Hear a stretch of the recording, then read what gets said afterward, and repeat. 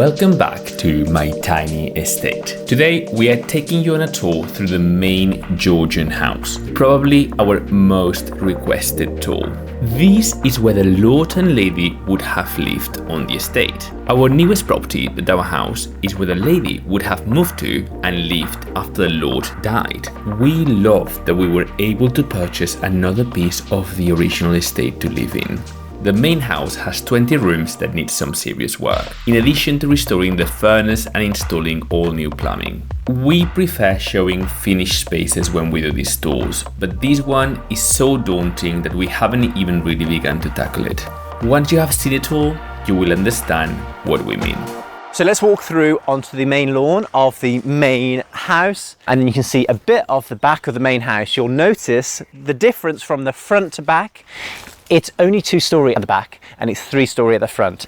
In Georgian times, it was all about appearance. They wanted to look like they were as wealthy as possible, but it didn't really matter when you got into the house. So the front had to be so imposing, 3-storey, 15 sash windows, a big Georgian portico, and that's what made it really special and it looked like these people had money.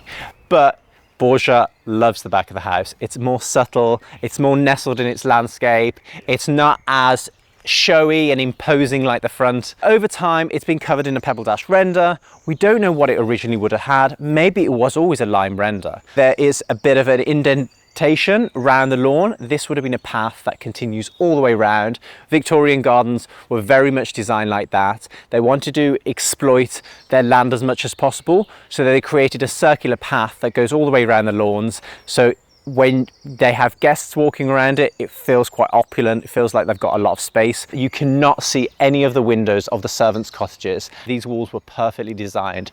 None of the servants could ever see the Lord or Lady or the family enjoying the outdoor space here. We haven't done much work here on this house. All we've pretty much done is worked on the restoration of the back door. We still have to do all the windows and these doors at the bottom here. We still need to work on it, get it back to a good state. This house would have been built in around the 18th century. The front section came first, and this was an extension after. There were no kitchens in there. It was only reception spaces and bedrooms, and there wouldn't have been bathrooms either because the bathrooms are in the gardens. This is the perfect viewpoint where you can see the majority of the buildings on the estate, mainly just the chimneys. You've got the caretaker's cottage here. You've got the servant's cottage, obviously the main house, and then as you spin yourself round, you can see the stables over here. And then the chimney beyond is the saddler's cottage. We don't own the saddler's cottage. It's still part of the original estate. It's very rare to acquire a complex of buildings like this anymore. They're usually still owned by estates or they're sold off individually. The estate that we bought this from, they still own buildings within Kozel. Now this was their home base in this town, so they were really reluctant to sell it, but it got to such a point that they couldn't maintain it anymore that they had to, they were forced to. The only reason why they kept it for the past 60 years was because the lower section of this main house was a public library, and the public library helped them maintain it. And as soon as the library moved out and built a new one down the road, and from that point, it just kind of went downhill. No one was looking after it, and they decided to sell it on. And that's the inevitability of these buildings. When you're not maintaining them, they get to a point where there's so much money you need to invest in it to get it back to what it was that it's just unaffordable. Also, that's a big point that we should mention, is that it's unaffordable for us to get people in to restore it all for us as well. So that's why we're doing 90% of it ourselves. Okay, so you're gonna have to pretend like you've come through the front door, because at the moment we're in the process of restoring the portico. This is the main manor house. I'm going to show you quickly around so you can get your bearings and understand what entails the main house, okay? So you first come into a principal hall, and then that leads through to a secondary hall. It's very weird how it has evolved over time. So we've got great plans for this house. We've got an internal foyer that we want to create here that will divide up this hallway a little bit because it's a little bit long. Also will help with the acoustics from the front. So you can see all the way through to the back of the house. It has got some lovely details. It's got the ceiling roses, the lovely architraves, the cornice that we've got up here, and also the rosettes that we have on the door frames. Also this beautiful floor, which we hope we can restore back up to its original condition. But at the moment, it is pretty much our working ground. It is a building site and it's not the prettiest. So you have to have a little bit of imagination when you look around here on what it could become. Now, it used to be a public library, so don't blame us for the awful fluorescent lights. They were here when it was a library, but it's amazing that it still managed to retain all these features without getting lost, because thousands of people pass through here a year using it as their reading space. Okay, so this is the front section of the house. It splits into two parts. I'm gonna go this way first, okay? So this is the front reception room. This is currently our wood store room. It was the children's library, as you can see through the bright yellow paint, but it's gonna be a lovely, great reception space. You can see everything that needs to be restored here. The shutters, the frames, the windows, the walls are peeling. We've already lost a section of a wall there. It's crumbled and the cornice is collapsing here. There's so much to be done, but there's so much heart in it that you can see it, can't you? You can see what it's going to look like.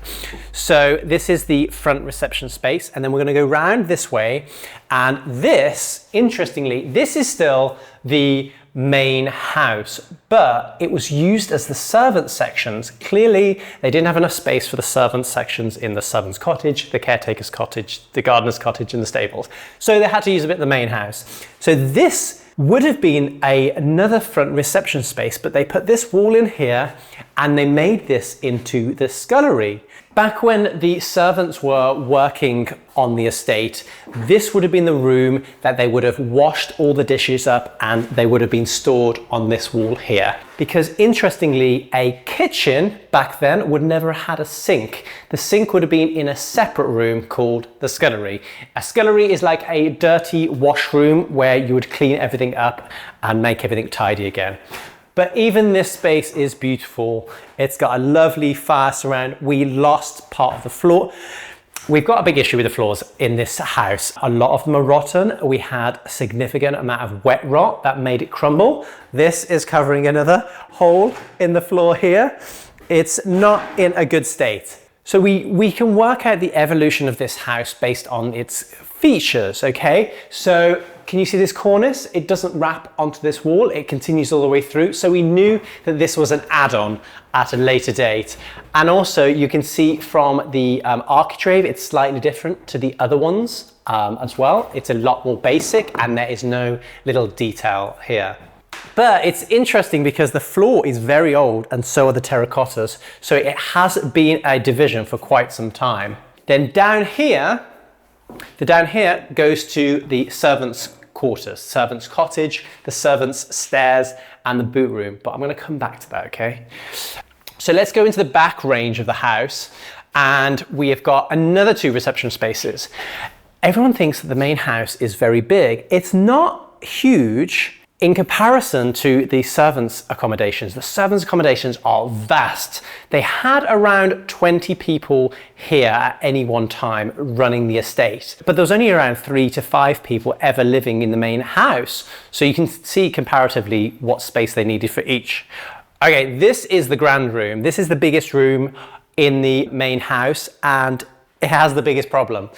It has no floor. So we didn't realize that when we were buying the place, there was an issue. This was covered with plywood and then carpet tiles because it was a library. And we had our surveyor come round and he actually fell through the floor here and he said, I think you've got a problem. Over the years, the problem became bigger and bigger and we've almost lost the entire floor in this space. It isn't an old floor either, so they've had problems with this continuously. We've also got a beautiful marble surround fire here, which has pieces missing. No idea where the pieces have gone, but we are planning to take the opposing piece to Spain and get it replicated because it's cheaper in Spain. The floor has Can you see here has got significant woodworm still. Woodworm basically bore away at the wood, and you will see sort of patches of this which turns to pretty much dust. But this is a beautiful, beautiful space, very large, and we imagine it to be a lovely sitting room once it's back to its original former glory. Interestingly, the skirting boards down here, can you see them? These are hollow, so you can see this section here. It's made of just like a wooden architrave detail with like a cover piece over the top. And the reason for that is that underneath here would have been where all the call bells would have been. So they would have pulled a wire, and the wire would have been hidden behind these boards here to ring a bell in the servants section. You can see the call bell, or what's left of it, here. So the call bell would have been here. Here is the tube that would have had the cable in.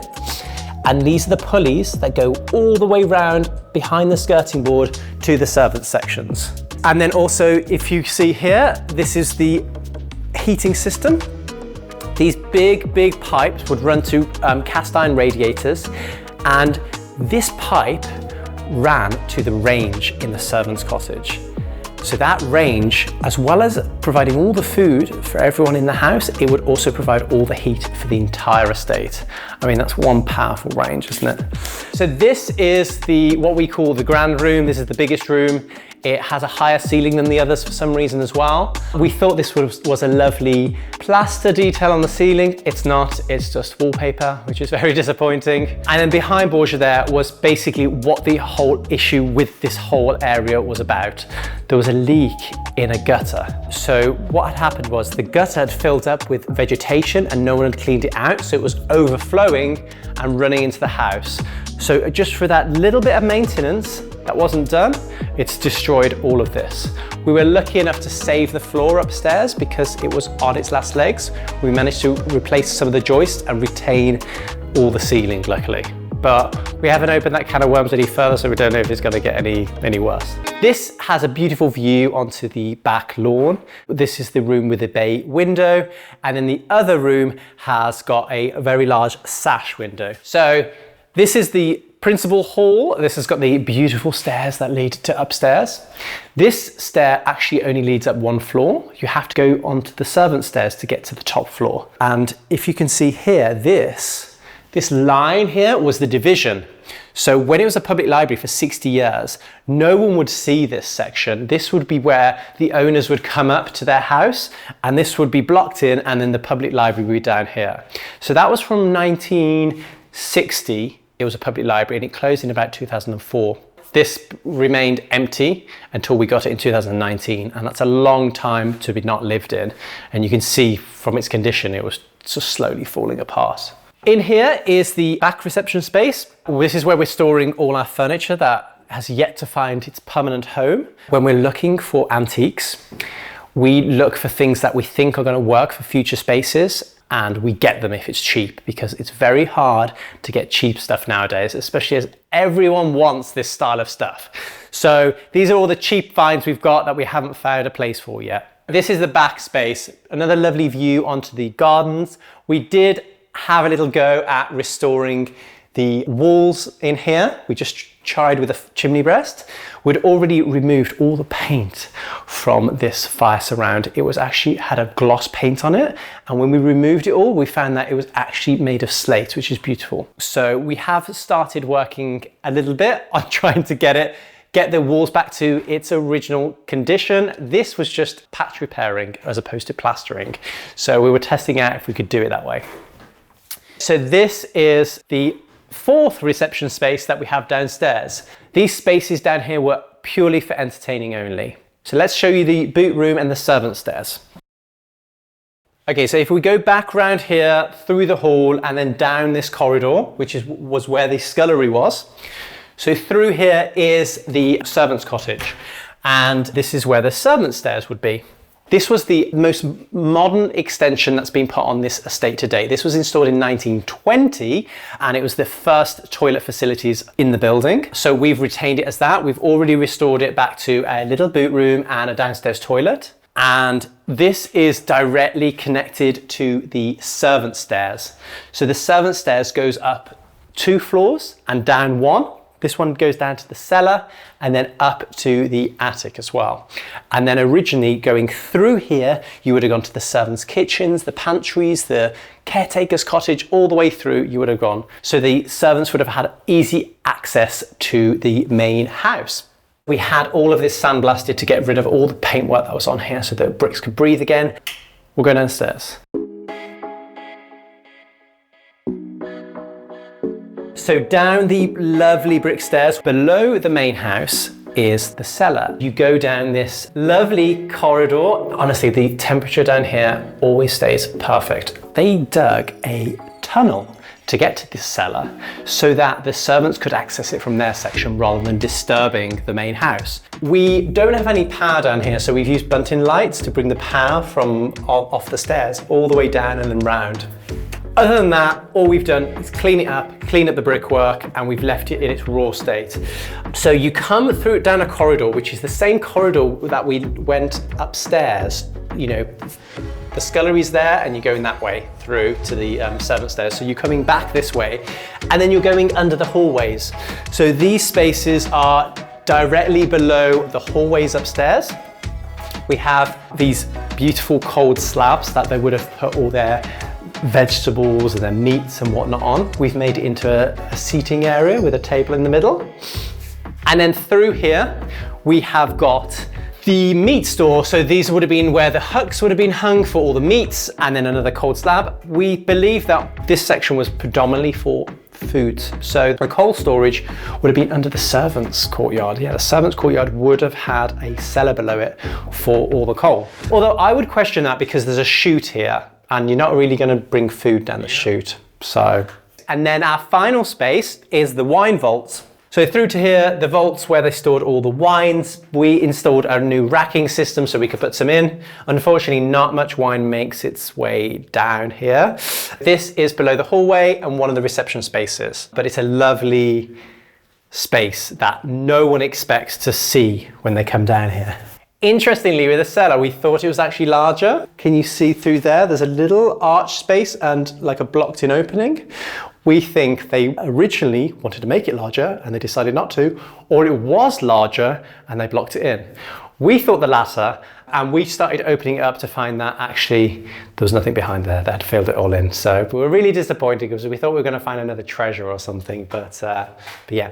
So this is the cellar. So that it's not below the entire floor of the main house. It's just below the hallways and a little bit of the front room, but enough to keep all the foods nice and cold down here. This would have been used a lot as well because you've seen the working gardens. This is where all the produce would have been kept to last over the few months during the winter. So as we come back up the stairs onto the ground floor, we'll go back through and we'll go up the main stairs to the first floor.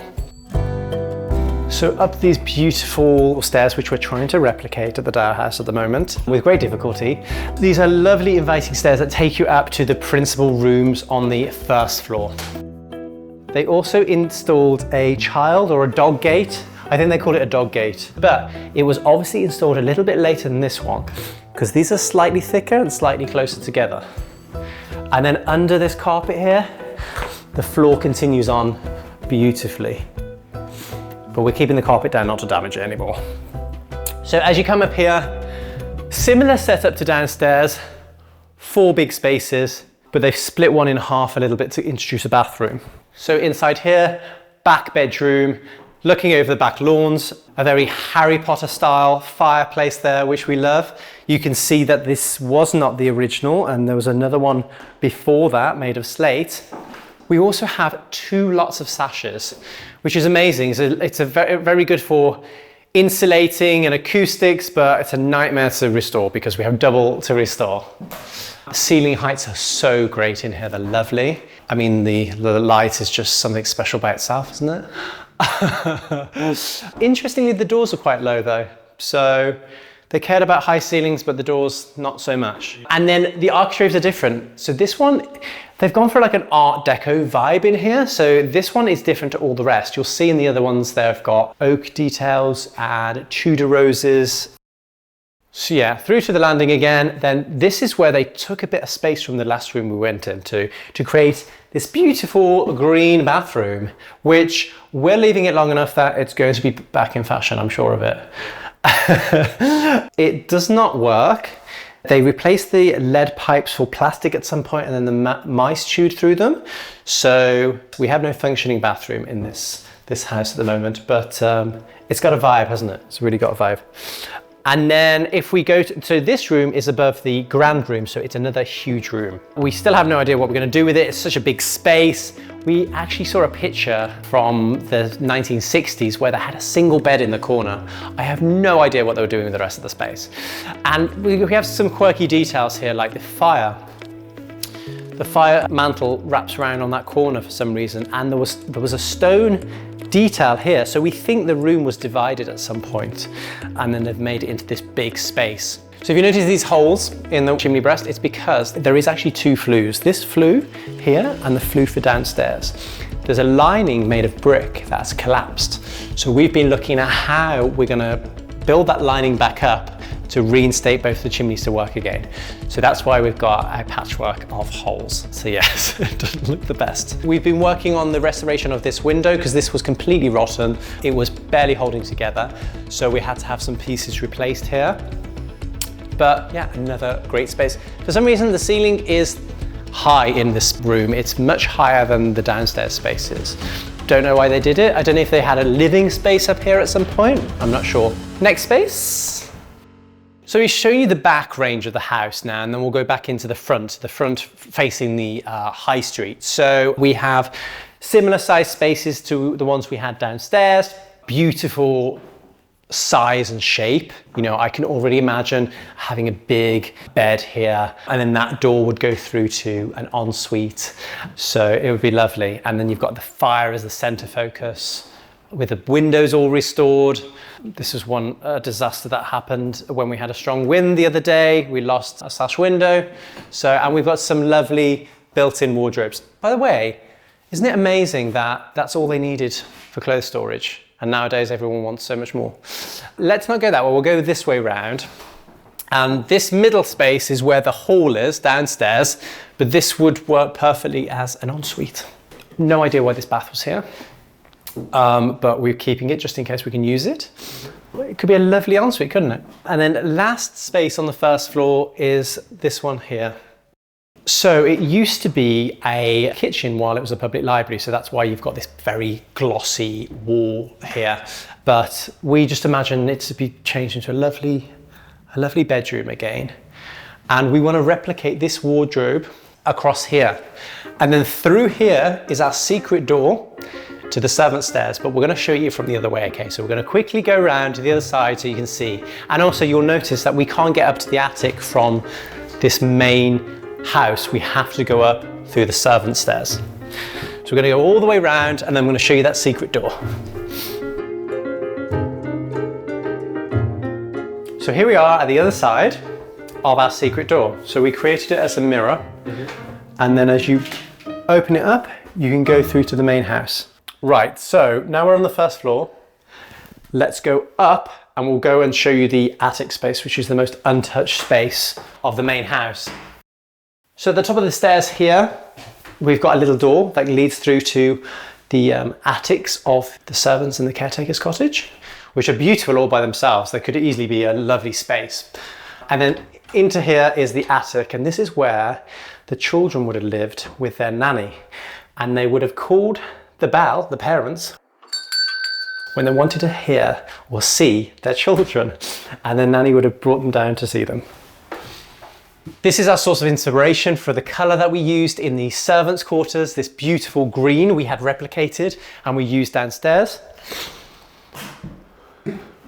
We call it the attic, but it's barely an attic. It's a very big size spaces. This could be a whole apartment all by itself. It's got a lovely vibe with appealing wallpaper. They had a roof issue at some point that they've replastered, but other than that, it's pretty much stayed the same. Again, similar to downstairs, we've got this space which sits over the hallway. And then the main space, which you may have seen from some of our recordings or our show. This is where we do a lot of chatting to the camera. A beautiful size space. We also dressed this for Christmas and it just looked amazing. if I show you the back part of the attic space, which is a little bit quirkier, but might as well show it you all, no? I mean, look at these cupboards. I mean, people pay good money for these type of cupboards now. So we have a quirky space up here. Don't know why the beams are sticking out the floor. Very weird. I suppose they didn't care because this would have been where the servants would have lived, or the nanny would have lived, and the children would have lived in the nice section. And then another space here, and you can see the evidence of roof issues we had when we first moved in. Interestingly, there is a larger space over the grand room and the big master bedroom downstairs through here, which is only accessible via this little hatch, which we've both been too scared to go through. So that is the main house. You've seen the cellar, ground, first, and this is the second floor. There's a lot to be done, but there also isn't a lot, if that makes sense. Well, in our head, we're like, okay, there's not much to do. But when we've been walking around, I'm thinking, okay, there is a lot. How do we add the heating without destroying all the floors? How do we add electric? There's no electrics up here. You can see there's an extension cord we have to bring up from downstairs. You know, how do we add plumbing? How do we add normal bathrooms now? Because they didn't have bathrooms back then.